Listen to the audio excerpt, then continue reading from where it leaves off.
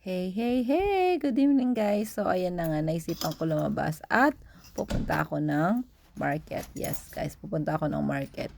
So ayan, double lock ko muna yung pinto para safe. So bakit ko nga ba naisipang biglaan pumunta ng market? Yun na, kasi nga bibili ako ng papaya. Yes guys, bibili ako ng papaya. Kasi napakadalang lang na magkaroon ng papaya sa mga market dito. So I want to grab the chance talaga para makabili. So hopefully meron talagang papaya dito sa may macro sa amin. So kita mo naman guys, maglalakad lang ako doon papuntang market. Yan, sobrang tahimik sa amin, I know. Tignan mo, parang 'di ba? Makikita mo parang wala ng tao sa kalsada. It's just 7:45 in the evening pero akala mo mga tulog na or parang meron bang tao dito sa lugar na 'to, pero yeah, meron naman guys. Don't worry, it's safe naman dito. Minsan dati, naalala ko naglalakad ako dito na minsan mga 1:00 ng gabi ganyan kasi nga galing ako ng babysit, 'pag mga gano'n yung mga night na babysit ko yung panggabi, sobrang late na ako nakakauwi. Pero yun, safe naman ding maglakad, kaya no worries. At saka super ganda ng place guys, napaka-peaceful, 'yan. Tsaka may mga CCTV naman diyan. Kasi yung mga neighborhood namin dito guys, mga rich kids sila. Kami lang yung ano. Pero yun na nga, kidding aside, basta ano naman, safe naman siya. So ayan, pababa ako guys sa pinaka main road. Siguro nasa 7 minutes, 5 to 7 minutes ang lakad ko pababa sa main road. So ayan, medyo malapit na tayo. Yan, yung nakikita mo yung may blue lights doon yun. Medyo malapit na yun sa main road. Yan, konting lakad na lang guys. So, ayan. Ah, ganda ng lights, 'di ba? Gustong-gusto ko yung lights na 'yan. Yan, may coffee shop diyan. And ayan, makikita mo na yung mga bus diyan, minibus, ganyan. And dito pala ako nag-aabang ng bus pag pumupunta ako ng diyan sa bus stop na 'yan. So, ayan, maglalakad muna tayo. Medyo mahaba-haba ang lakarin natin, guys. Siguro nasa almost 30 minutes. So, all in all, papunta pa balik, almost 1 hour. But which is good kasi nga makakapag-exercise na rin tayo para medyo mabawas-bawas naman yung ating mga fats and lumakas-lakas ang puso natin. Dahil kailangan natin ng exercise guys kasi nga hindi na tayo lumidit kundi sa palaki. Diba? Nakakasad pero it's sad reality. So ayun na nga. So samahan niyo muna ako maglakad dito sa may amin. Ayan. So bakit nga ba ako biglang gustong-gusto ng papaya? Kasi nga guys, last time may dala yung pinsan ni Dong na pang tinola sana. Kaya lang hinog na yung papaya. So hindi na talaga siya pwedeng pang tinola. Baka maging minatamis na tinola na yung maluluto natin, 'di ba? Ayaw naman natin 'yon. So ayan guys, yung dadaan natin may mga luxury car diyan, makikita nyo. Ayan, kayo nang balang pumili kung anong gusto nyo.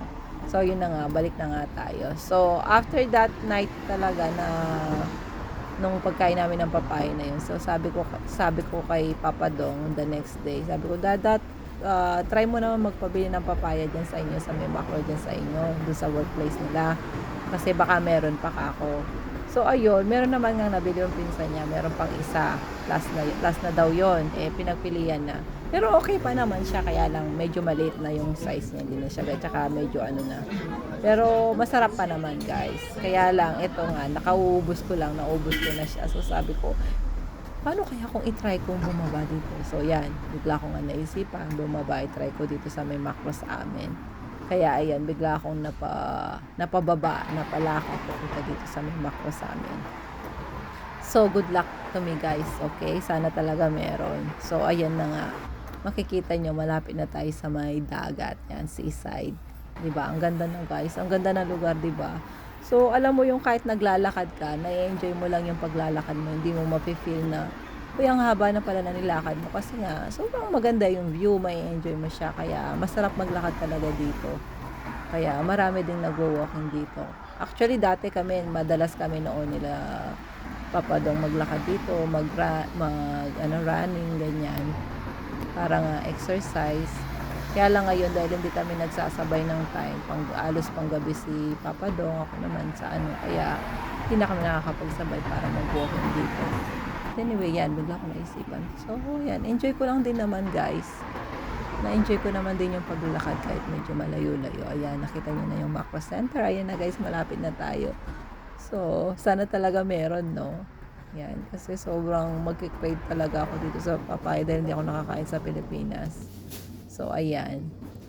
O, 'di ba? Sa bungad pa lang makikita mo na may papaya. Kaya it's so happy talaga. Saya-saya lang. Ayan sila, guys. O, ito mas malaki yung papaya dito tsaka mas mukha silang fresh. Kasi yung napabili ko last time, talagang ano na. Not so good na. Pero okay pa naman siya. Masarap pa naman. Actually, yung skin lang niya ang mukhang kulubot. Pero good pa naman siya. So, yan. Tsaka ito, guys, mas malaki sila. Kasi dito, parang yung mga tao dito, hindi naman nila kilala ang papaya. Kaya siguro yung mga rich kid lang talaga ang may ano. Kaya hindi sila bumibili. Tignan nyo naman, oh. Pero kung alam yan ng mga Pilipinos natin, sigurado yan, mauubos yung mga yan. So, ayan na nga, guys. Ayan, pili-pili. Ayan, kukunin ko muna tong green para syempre, medyo mahaba-haba yung life, ano niya, 'di ba? Kasi, ano, para mahinog na yan in a few days din mahinog na yan. So nasa 39.90 or 99 yata yan, guys. So almost 40.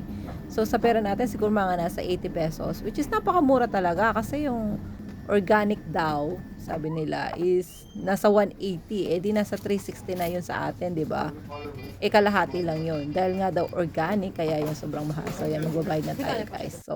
So yun, apat na yung binili natin yan. Medyo mabigat siya, guys, pero okay lang, worth it naman kasi nga at least 'di ba may papaya tayo. So yun lang. Thank you very much. Bye bye.